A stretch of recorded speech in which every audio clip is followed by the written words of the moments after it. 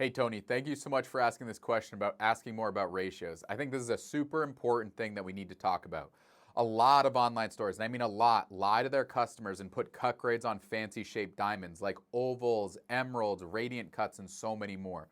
You have to understand that fancy shapes do not get a cut grade because cut does not mean sparkle. I know jewelry stores harp on that and websites harp on that, but it's just not true.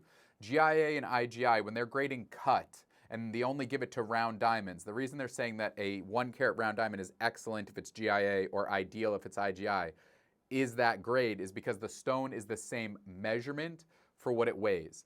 So for a 1 carat, we're looking for that stone, if it's round, to measure 6.4 millimeter, which means we'll get an ideal cut grade from IGI and an excellent cut grade from GIA. But I have seen a million ideal cut and excellent cut stones that do not sparkle for a lineage of other reasons. Low crowns, big tables, they're cut out of a giant inclusion. So this is really important for consumers to understand that ratio becomes your cut grade for fancy shapes.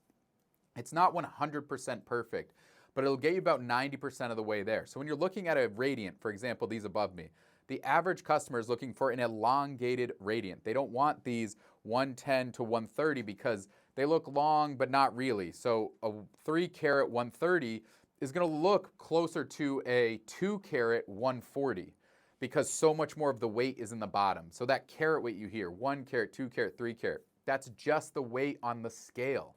So what we do is you divide the length by the width, and it gives you one of these ratios. Now, for ovals, emeralds, and radiants that are lab grown, because you get to be more strict during lab grown, we prefer 1.43 to 1.48.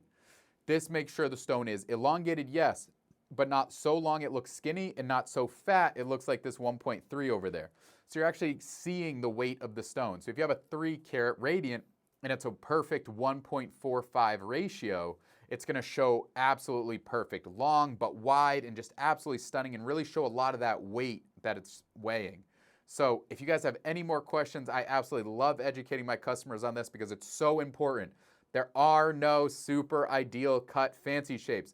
It's just a thing that these online jewelers put on the stones that they make the most money on. If you pull the IGI cert, they will not have cut grades on them. So if you guys have more questions, I would love to help and save you guys a lot of money.